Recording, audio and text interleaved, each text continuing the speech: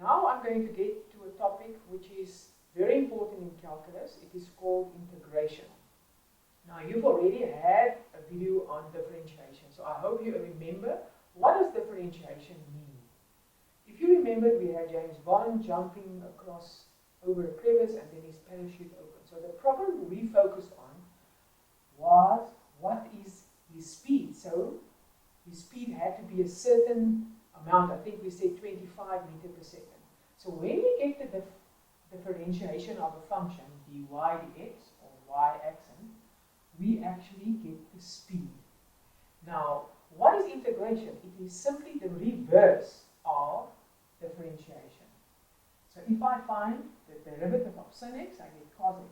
If I integrate cos x, I get sin x plus c. The c I'll explain later. So let's take a function that you did a lot at school. Y, a very simple one. Y is x squared. If you sketch it, you know it's a parabola. It will look like that. And if I find the differentiation of that, you know, all of you know it's 2x now. So if I integrate 2x, I use the rule, which this is the most important thing of integration, the rule of integration. If I integrate xn, I should put the dx there, then it's x n plus 1 over n plus 1 plus c will give you the integrand or the answer to the sum. So if I do it here, now I have to integrate 2x. So the 2 is there in the front, okay? Now n is 1. So 1 plus 1 divided by 1 plus 1. So the 2 will cancel out and I get x squared. I get the original function back. So integration is the reverse of differentiation.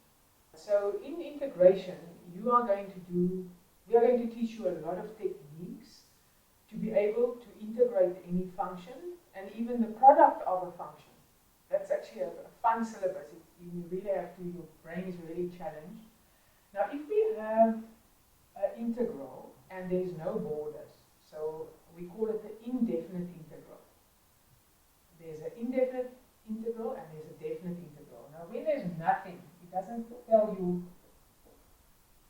to go from there to there. When it's just this, we know that the differentiation of this is that. So if I integrate it, I take out the constant, I use this rule. So n plus 1, n plus 1, the 3 and the 3 cancels out, I get my x3 again, which is correct. But what happened if I had that, x3 plus 4? The derivative will still be this. So if I now integrate that, what about the 4? It's not going to show you the 4. So therefore, when we do an indefinite integral, we always say plus c because it could have been that. Alright, so the most important rule in integration is the integration of xn, so it's a variable to the power of n, where it's a constant, this is a variable, is xn plus 1, n plus 1 plus c. And you're going to use it in the beginning. It's very sticky for students because it's completely different from differentiation, but you're going to use this a lot. Then you must be aware of some standard integrals, and that you will have in your formula sheet, which is in the front of your card book, and you will also get it when you're writing a test. So the integration of ex is ex, the integration of 1x will be ln x, because the differentiation of ln x is 1x, if you remember correctly.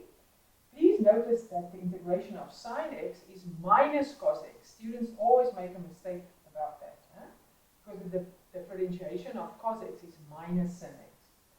Then there are some integrals which exist because the differentiation of that function, tan x, is sec squared x. So there is an integral for sec squared x. It is tan x. This one is also rather difficult for students. It's a constant to the power of x, which is a variable. Then the integral of that will be ax over ln a plus c. I just also want to point out, because the differentiation of sec x is sec x tan x, we get the integral for sec x tan x. The same with cosec x and cot x, it is minus cosec x.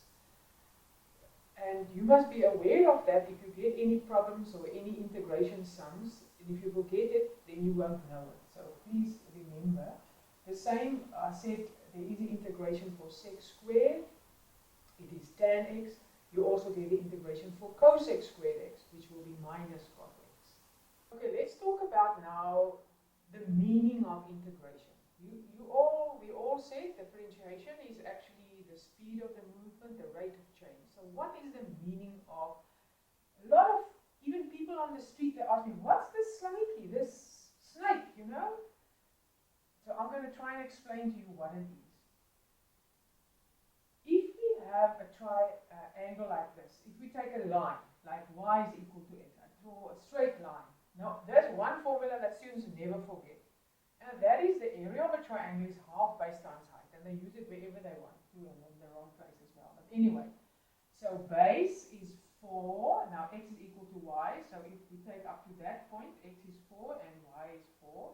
So the base is 4. So half times 4, the height is also 4. We get 8 squared units.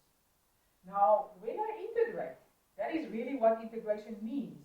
It means the area under the curve. Sometimes we revolve a solid, but then it becomes, if we revolve something, it becomes a solid, and it gives you the volume of things. That you will do in Maths 2. Now, Maths 1, you will just focus on area. So if I now take the area from 0 to 4, this is, by the way, a definite integral, x dx. So what does this mean? X is actually the y, so it's the length of this little triangle, and the dx is a small quantity of x. So I'm getting the area of this rectangle, that one, this one, this one, this one, and I'm adding them up. So this snake actually means the sum of, which you've done at school, sum of series and things like that. So let's do it. X, n plus 1, n plus 1, so we get x squared upon 2. But what is x? X is 4, so we also get 8 units squared. So integration, the snake means the sum of all the little rectangles under the curve. So if you remember that, then you will understand it. Thank you. Only one example that I want to talk about. And that is, say you get the integration of 3x5 plus 2 over x dx. So the same as differentiation. It's this, we call it the sum rule. So we can now split it up. There's two terms. So we take the integration of the first one and the integration of the second one. Then the same as differentiation, we take the constant out. 3 is a constant, so it comes out. 2 is a constant, so it comes out. And this is the rule, so it's just n plus 1, n plus 1. The integration of 1 over x, we know is ln x. So then we have 3 over 6, and then we just cancel out the 3 and the 6. We get a half x6 plus 2 ln x plus c. Now in your card book, I've given you 18 integration problems, and we explain all the techniques that we use at the University of Technology. Function of a linear function, elementary substitution, which is a lovely technique, the log derivatives, and so forth, and as well as the definite integral. So use your cards, and I hope you will all be able to integrate very soon.